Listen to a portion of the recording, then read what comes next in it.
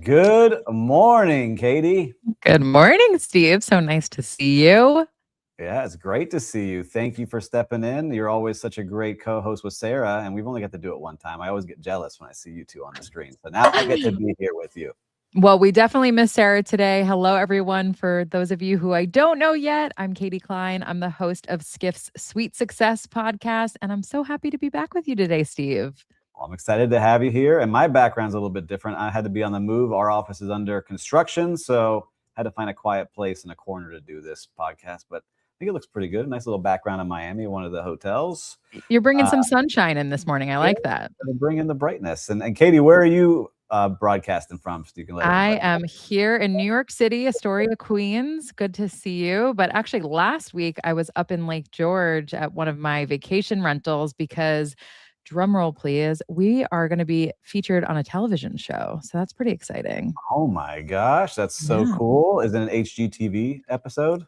Kind of. It's a show called Staycation, which is part of the Destination Channel. They're doing a Lake George focused episode and they're highlighting a couple of properties in the area. So me and my House Trout Landing got to be on it, which was really cool. Very cool. Congratulations. That's going to be awesome. Excited to see that one. It was a lot of fun. Viewers, make sure to let us know where you're watching from. We always love seeing where in the world our viewers and listeners are watching us from.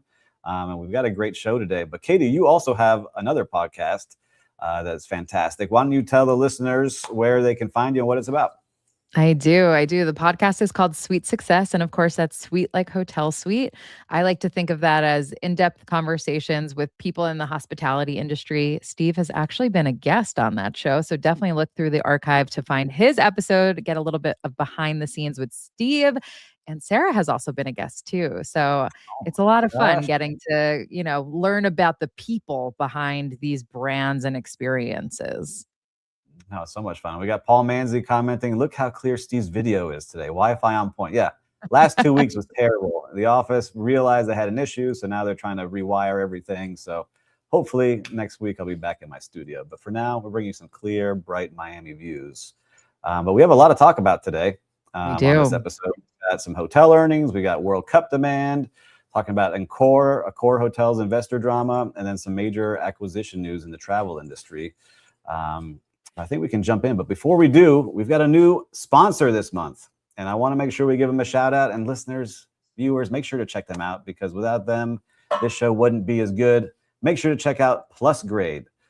Plus Grade helps travel companies unlock new revenue through upgrades, premium experiences, and personalized offers across the traveler journey. From airlines to hotels, they're powering a lot of the behind-the-scenes monetization you're seeing across travel today. So learn more at plusgrade.com. Man, I'm becoming a pro at these. I think I'm pretty good. You are. Plus Grade. Check them out, everybody. Well, let's hop into what we've got going on here today. Our main topic is our hotel earnings from Hyatt, Wyndham, and Choice. So we're starting to see a lot of mixed different kind of revenues coming through for each of the different companies. I think, I can maybe kick off with Hyatt here and want to see what you're thinking, Katie. So Hyatt, we talked about a couple of episodes ago. They were a little bit worried with the war going on in the Middle East, that maybe the earnings weren't going to be coming in as heavy as they thought. They were worried, but they did very good. They actually had stronger international performance than they expected, coming in much better and doing a stock buyback. As we talk about in the show all the time, luxury and lifestyle continue to outperform. And their asset light strategy continues to pay off. So where they're really trying to go in and bring in the kind of the mid-scale hotels into their new brands that they've been creating are really working for them. Absolutely. They really saw better than feared results. And like you said, their exposure in the Middle East and Mexico was a concern. This is where sometimes that international footprint can be a headwind or a tailwind. So it was really exciting to see that they performed better than they expected. Yep. And then we go into Wyndham. They stayed stable, a little bit more rocky than Hyatt, they were saying. And their economy segment, which is, some of the people looking for the bargains and the deals, stayed strong. And they continue to grow with their franchises across the brand. But it looks like a little bit more shaky. They were kind of saying that they weren't going to do well, did a little bit better than they did. So it was just interesting to see those numbers. And if you haven't seen the article, make sure to go on Skift and you can see this. If you can put it on the screen one more time for us, Monica, you can see the headline and make sure that you can read this. So Katie, we also got Choice in there. Do you want to talk a little bit about Choice and see what Yeah, I think going back to Wyndham too, what I found really interesting is that we saw that most analysts agreed that they're guiding conservatively, which of course they are given what is going on in the world and what you just referenced too. And yes, moving on to Choice, they missed their estimates by more than $6 million.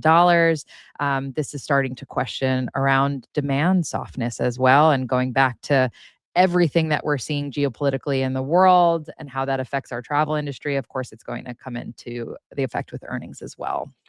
Yeah, that's kind of the overall story, right? You have this mix of the luxury continues to do very well. The people that have the high incomes, the people that are earning a ton are still looking to travel and have unique experiences.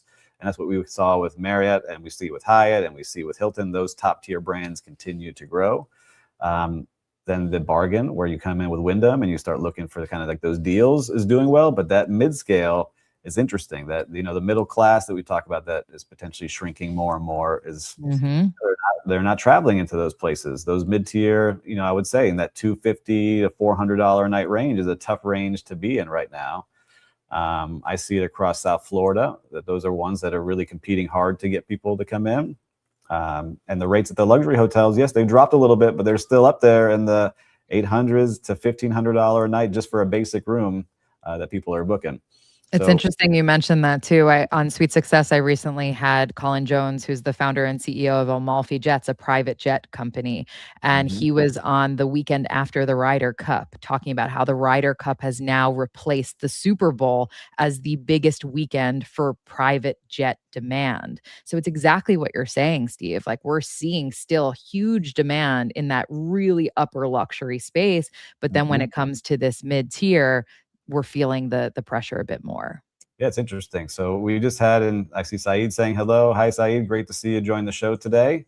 We had the F1 Grand Prix here in Miami, and I think that's becoming really it's like that and Art Basel, where you see the most money coming into South Florida.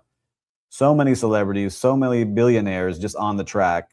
And you can tell, with those F1 races that the advertisements, is Louis Vuitton is on all the advertisements, and Rolex and Tag Heuer and all the big name luxury brands and Cartier. Everyone's having their parties as well around it. Rates are sky high. So you see it. This luxury segment continues to grow. So it'll be interesting to see how the year finishes out. And I know we're going to talk about the World Cup. That's another big driver. So it'll be interesting to see as we got. Absolutely. But before we jump into our next topic, we got a next sponsor. I can't believe 2 sponsors for our Good Morning Hospitality podcast. Thank you to Built. Built Hospitality is now coming through. They're helping restaurants and hotel F&B teams better understand their guests and create more personalized experiences that drive repeat visits. If you care about loyalty and guest experience, it's worth checking out. Head to joinbuilt.com/GMH. And that's joinbuilt.com/GMH.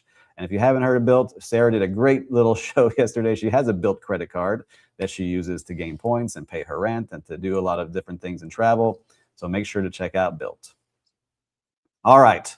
So talking about that, we talked a little bit about the ultra luxury and what's going on. Why don't we get into the World Cup? Yes. I mean, we have a strong headline right away. 80% of hotels say World Cup bookings are missing forecasts. Now, that is a huge number to be saying that they're missing. But I also wanted to cover, like, some of people put in really high rates and really high expectations into their budgets to say they were going to be hitting it. But they say, according to AHLA, the members respond, 80% are missing and are behind their original forecast. So in Boston, Philadelphia, San Francisco, Seattle, some hoteliers are just saying that it's a non-event for them, which is shocking. Kansas City is the worst performing host market in the survey, with 85 to 90% of operators tracking below expectations in those cities. However, it's not all bad news, Katie, right? We're saying Atlanta, Los Angeles, New York, and Miami are really doing a good job. And the mayor of Miami, who I know, is saying we've seen an incredible surge in pre-bookings of hotel rooms. And I can attest to that in Miami with my hospitality management company, where we manage 60 different vacation homes and unique properties. We're way ahead of where we were the last 2 years for those dates. So What are you seeing out there? I know you have all different kind of information coming through to you. Yeah. So, as you mentioned, Atlanta and Miami, they are showing a majority of hoteliers reporting booking pace at or ahead of expectations. You also mentioned Los Angeles. Anecdotally, I spoke with a gentleman who owns about 6 midterm rentals in the market because, of course, we know short term rentals, depending on the area, may or may not be allowed. And even with midterm rentals, he is seeing huge demand, increased rates, et cetera. And I think going back to something you mentioned earlier about what those forecasts were from the beginning, Skiff Sean O'Neill points out that FIFA's outrageous ticket prices combined with geopolitical turmoil have contributed to soft bookings. But of course, hotels that really jacked up their rates also share some of that blame. They do. And look, I understand. It's part of when you're making your budgets at the end of the year, looking into the next year, you have owners demanding, how are you going to capture this? I have vacation rental owners that thought they were going to be making thousands and thousands of dollars a night on a home that usually goes for 400 or 500. But the reality is too, there's a lot more competition. And I know there's not an exact number here, so maybe our Skiff team can do some reporting on this. But I was just speaking at a vacation rental association meeting here in South Florida, and it was hosted by Verbo and Airbnb to say, hey, we have a lot of new hosts come in. Here's how to be a good host. And I was there to train. And in that room, I said, all right, how many of you have been doing this before, have listed before? 90% of that room, and there was probably over 200 people there, had never. It was their first time. And they just thought, oh, I'm going to make a ton of money. I'm going to cash in on this. So that puts a lot of pressure, too, on the hotels because they don't have the compression to really jack up the rate to where they thought it could be. But you said like tickets. I was telling Sarah, we looked live on one of the shows to go to the game I wanted to go to, which I think was Colombia and Portugal, which is, you've got some of the biggest stars playing at the time in Miami. It was $8,000 for the worst seats in the entire stadium for 2 tickets. Right. So $4,000 a piece to go to the event, which is, certain people can go. I'm sure there's some diehard fans that save up for years and years, between the World Cups to go. But it's just a tough sell sometimes to fill stadiums that way. You're talking about 2 interesting things too. One, the amount of first-time hosts, right? And secondly, properties that maybe go for a certain rate typically that are trying to go for 3, 4, 5x that amount. And really, I think where it's going to come to a head is a bit on guest expectations. So I have a property in Saratoga, for example, obviously not a World Cup market, but we do host the Belmont Stakes for the last 3 years. Those nights go for significantly above what my other nights will typically go for. And the thinking there too is now someone is entering my home and they paid that amount. So their expectations are elevated too. So much like you said, you're going to pay $8,000 and then all of a sudden you're sitting in the worst seat in a stadium. How is that actually going to translate to guest feedback? How is that relationship between the host or the hotelier and the guest going to proceed? And what are we going to see afterwards? I mean, we are only 37 days until kickoff now. I know. I'm curious to see, like, the rates are still holding strong. I'm curious to see who blinks. It's almost like a game of chicken because as soon as the hotels start dropping, they're all going to have to start coming down. And so I think they're going to really hold to see what happens within those 30 days. But I want to give a shout out to Lou for watching. Lou, yeah, Sarah's off today. So thanks for joining us on Skift. And Lydia, thanks for subscribing and watching live on YouTube. Appreciate you guys checking in. Yes, and Lou pointed out crazy prices for us commoners. And I think this goes back to what we were talking about earlier with earnings as well, as these luxury price points really holding firm. But how are we supposed to afford that? Yeah, I'm really hoping that, like, I got super lucky last year and got invited to the F1 race and a Paddock Club ticket. I'm not sure how that happened, but I found out later that ticket was $20,000. And I was like, I don't know how anyone would be doing this. It was a great experience. So, Steve, what you're saying is we need friends in high places. We need friends in high places. So if anyone's listening and wants to invite Katie and I to World Cup games, we are ready. We're available with you. We can make your suite even cooler. We'll do some live podcasts from your suite. Don't worry. We'll be there. But no, it really is something that we're seeing. So I'm really watching, like, as I look out my window, I can see all the hotels in Miami Beach. Which one's going to blink? Because I can see the Fontainebleau and Lowe's and Faena, the Setai, all these luxury hotels are still keeping their prices up. So I'm curious to see. So we'll keep an eye on and report back here and see what happens here. But I'm excited. I love these kind of events. I think they're great for travel and for people that want to come. But again, the other part of this was that travel is hard now. We didn't Hmm. mention that. Like, you were seeing a little bit of a slump because a lot of people from Europe and the Middle East and from Asia that normally would travel, it's much harder now to get in the country. Uh, Yes. so, and flights are more expensive. Everything's, getting up there with the price of fuel. Like I was just trying to book some flights this weekend that normally would be in the 300 range or at 900. And so it's crazy. Yeah, yeah. And headlines aren't helping in the sense of I think a lot of international travelers are wondering how welcome they will feel while they're here. So if you're going to pay those prices, you want to make sure it's going to be a fantastic experience. Yep. And listeners and viewers, I'm curious what you're seeing on your streets in your cities. Are you starting to see prices come down at all? Are you seeing them staying really high? Let us know in the comments. It'd be really curious to see what you're seeing out there. Hmm. All right. Well, we've got our next topic here. We Yes. have Accor Hotels, our friends over at Accor. There's an activist investor situation, and we're trying to see what that situation will be like. But activist investor Parvis is now the largest shareholder in the company, and they hold over 12% of the stock. And so now there's three big holders that control over 25% of the stock in Accor. And so really, we're going to start seeing there's been no public demands yet from these investors, but they continue quietly acquiring more and more of the brand. And what we usually see with Parvis, they don't really try to do these hostile takeovers, but they try to influence very aggressively into the companies that they're buying into. And they've already had some insiders kind of murmuring that they don't love what they're seeing at Accor. So it's always nerve-wracking. That's the problem. When you're a public company, you can have people come in and really start to affect what you have going on. What are you Yes. thinking with Accor here? I do love a lot of their brands. I know this firsthand, unfortunately, because I worked for Starwood when we had an activist investor in our stock, which then led to the sale to Marriott. So, I think that's why we don't know much right now, but it is worth a headline because we're watching to see. Parvis first disclosed a 10.5% stake in Accor in January of 2024.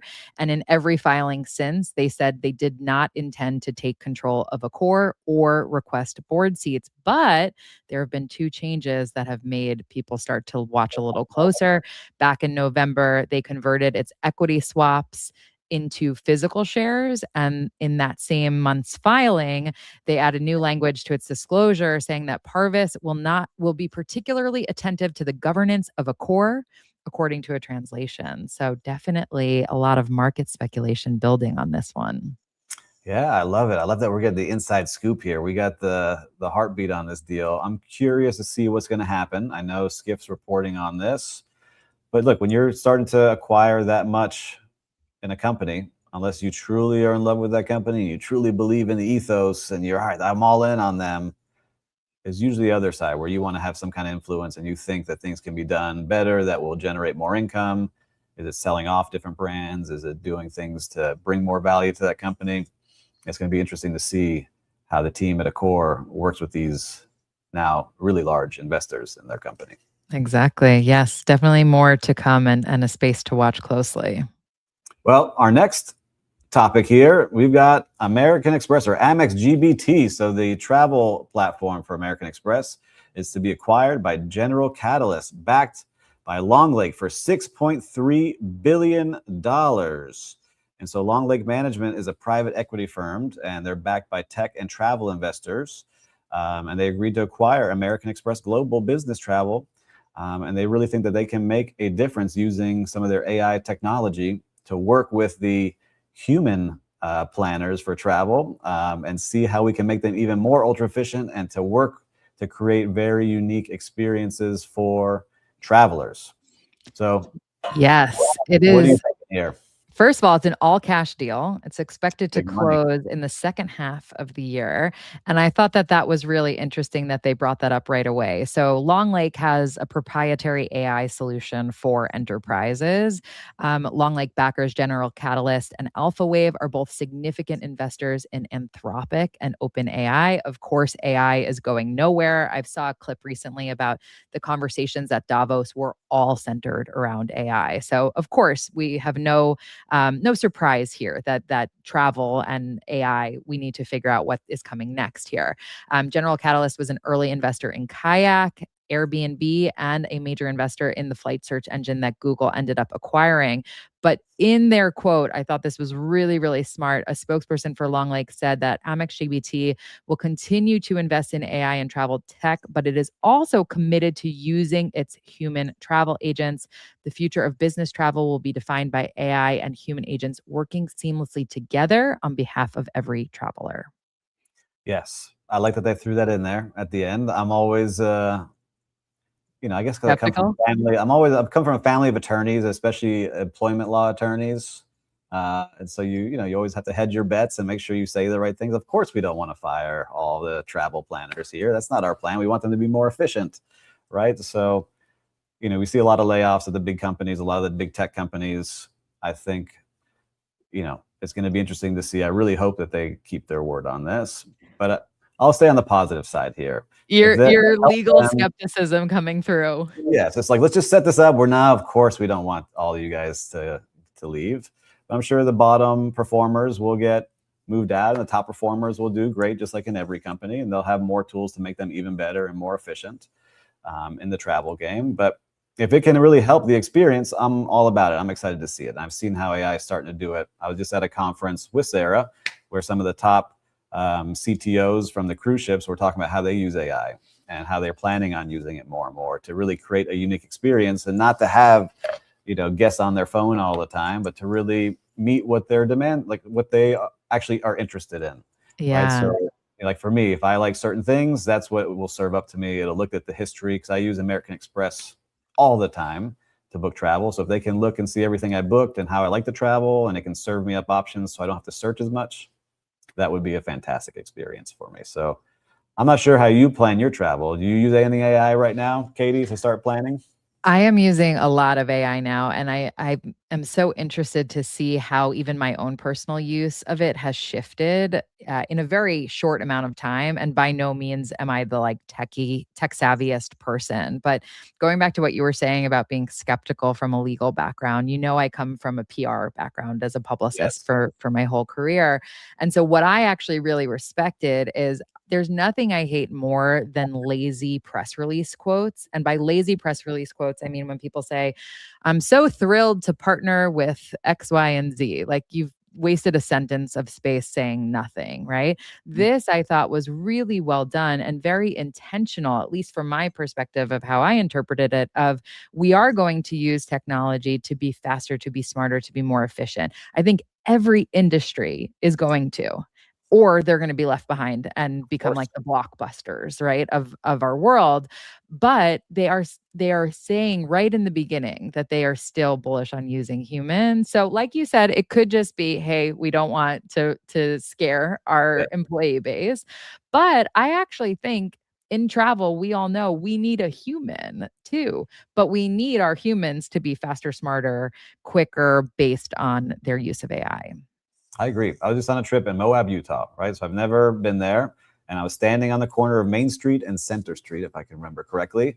And I said, hey, I'm standing here looking for a restaurant that has some kind of options that are more than burgers and pizza. What can you give me? And it scanned really quick. It looked at my surroundings and it actually pointed me, hey, right down the street to the right is a great Thai restaurant for you to try out.